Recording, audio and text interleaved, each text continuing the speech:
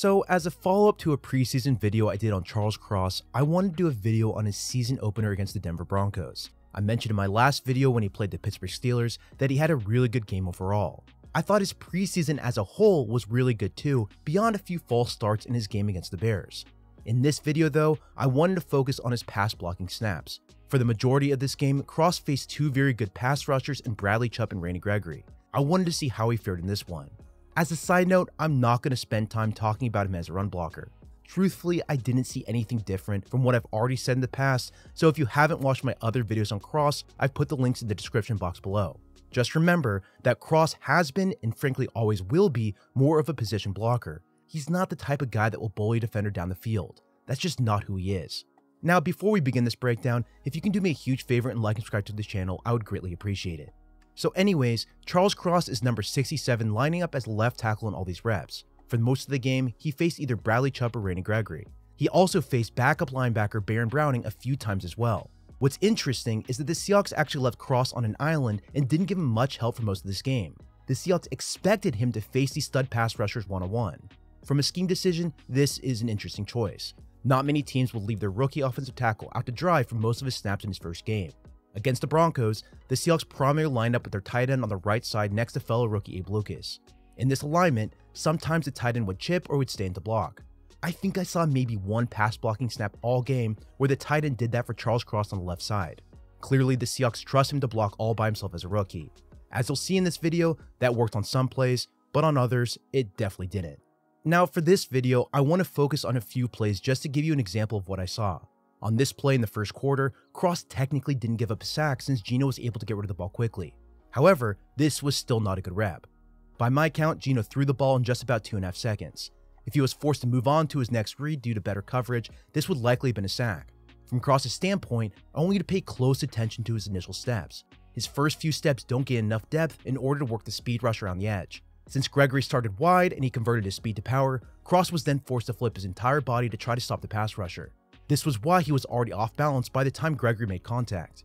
It's Cross's initial footwork, in my opinion, and why there almost was a sack. The concerning part of this is that the same thing happened multiple times throughout this game. Once again, Cross was beaten on pretty much the same setup. Instead of Gregory using a speed to power conversion, Bradley Chubb was the pass rusher and used a quick swipe and rip move to work his way outside.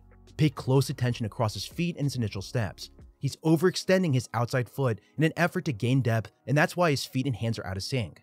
By the time his foot comes down on his third step, Chubb is already working the rip move to get back in the pocket.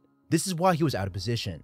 Chubb was able to collapse on the quarterback at a depth of 8 yards, and he was able to bring the quarterback down.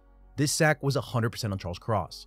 Now, while these last two plays weren't ideal, the positive is that on the very next drive, Cross seemed to find his technique and work on his previous errors. Yes, the quarterback was taken down for his sack, but this wasn't Cross's fault. His initial steps are much cleaner. He seems to have a much better balance as he glides backwards, and his hands and feet seem to be better connected. Now, I have the play paused at exactly the point where Chubb gets around the edge. What you should see is that Chubb is currently at the 24-yard line. As a reminder, this play started at 34. This means that Chubb is now at a depth of 10 yards past the line of scrimmage. If you're a pass blocker, that's all you can do.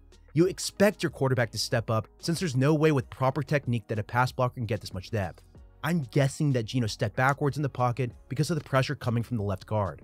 However, this sack is still on the quarterback. Geno should have stepped up and he should have considered scrambling through the open hole on the left side. Yes, that's asking a lot, but when you have a speed rusher coming off the edge, that's all you can really do. In my opinion, standing at 10 yards past the line of scrimmage is why this sack happened. Again, you can't blame Cross for this one.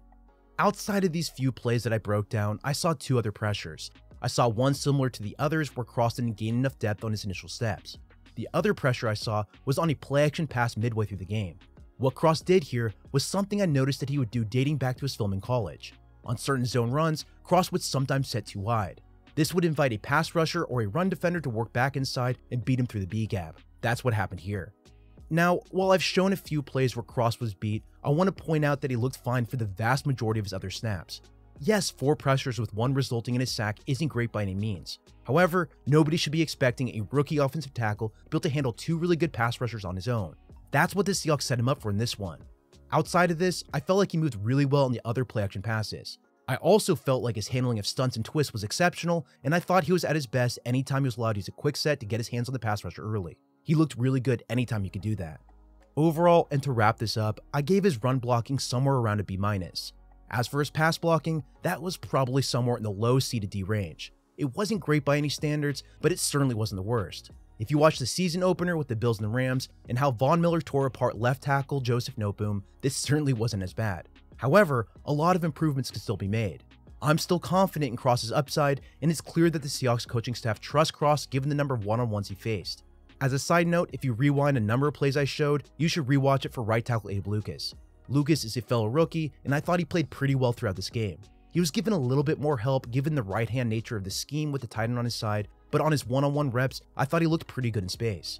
Now going back to Cross though, even though some of his plays weren't great by comparison, he did flash enough for me not to be concerned, and I did like that he started to correct his errors as the game went on. Well, that's all I have for you in this video. I really hope you enjoyed it. Do me a favor and like, subscribe to the channel, as well if you want to support me directly, follow the link to my Patreon below. As always, you can find me on Twitter at Samuel R. Gold.